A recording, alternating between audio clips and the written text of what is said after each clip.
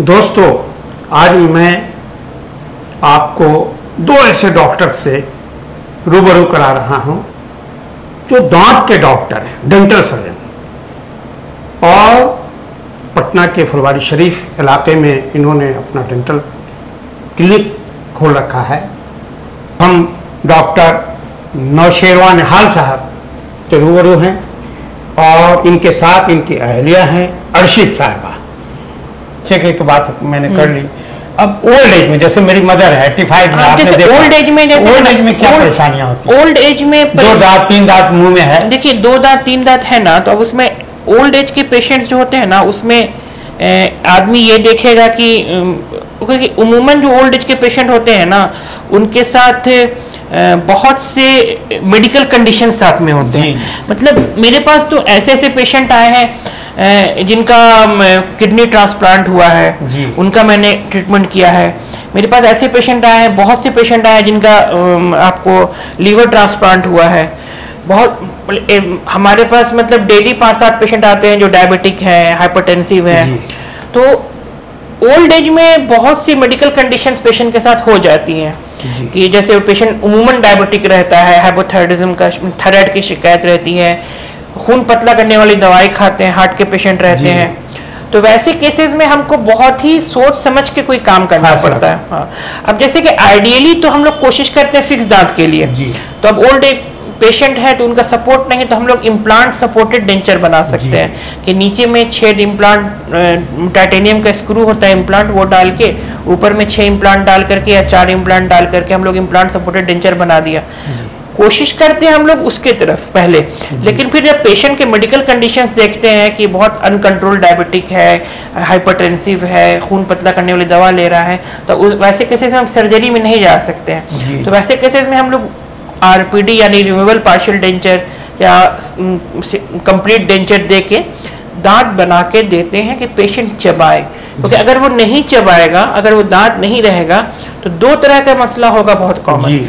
एक तो ये है कि दांत नहीं रहने की वजह से एक तो उसका एस्थेटिक खराब हो जाएगा, लुक खराब हो जाएगा, और दांत नहीं रहने की वजह से इंसान का कॉन्फिडेंस लॉस हो जाता है और पेट खराब रहता है। खाएगा नहीं तो पेट खराब होगा, सही से पचेगा नहीं, पेट खराब होगा।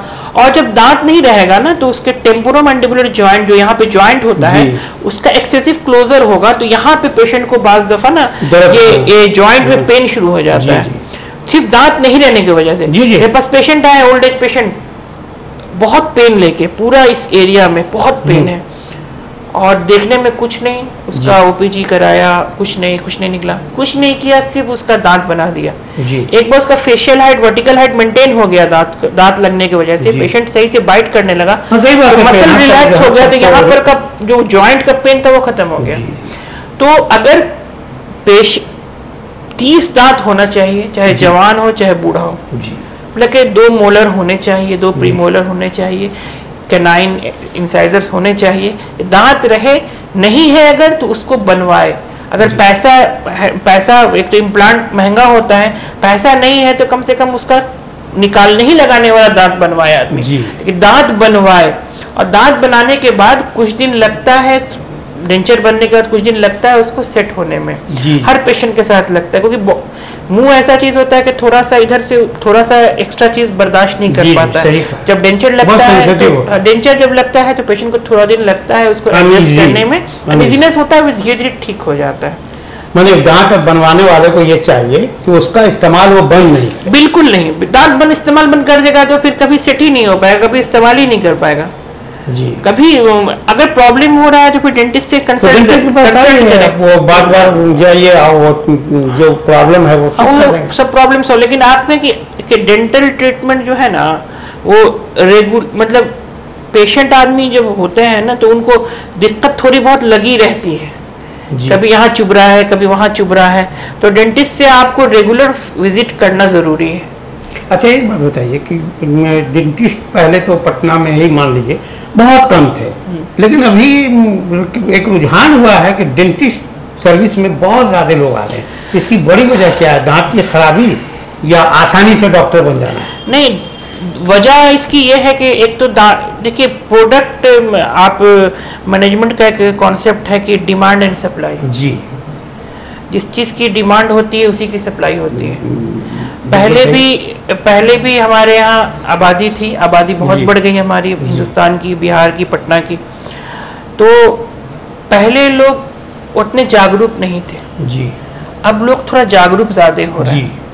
थोड़ा भी मसला होता है तो लोग डॉक्टर के यहाँ आ जाते हैं। तो इसके अलावा क्या है कि पहले बिहार में एक लौता डेंटल कॉलेज था, पटना डेंटल कॉलेज, उसमें 30 या 35 स्टूडेंट थे।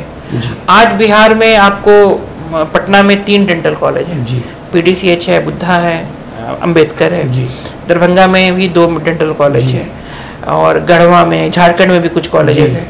तो कॉलेजेस बढ़े हैं, लेकिन पहले जो है डॉक्टर, जो डेंटल डॉक्टर थी, बड़ी कम आमदनी थी।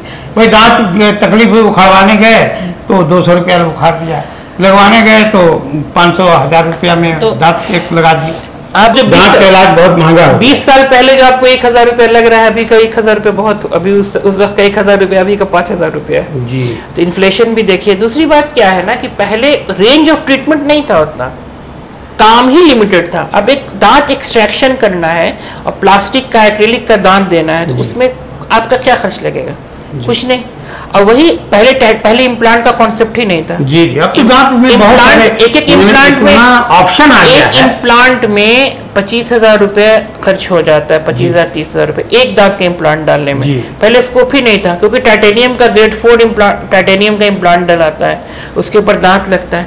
तो अब ट्रीटमेंट जितने मैंने बड़े सहूलियत भी बहुत हुई है, सहूलियत आज भी पटना से आपको बाहर नहीं जाना पड़ेगा किसी भी डेंटल ट्रीटमेंट के लिए, सारे ट्रीटमेंट पटना में अवेलेबल है। तो जब ट्रीटमेंट का रेंज बढ़ रहा है तो इलाज महंगा होगा।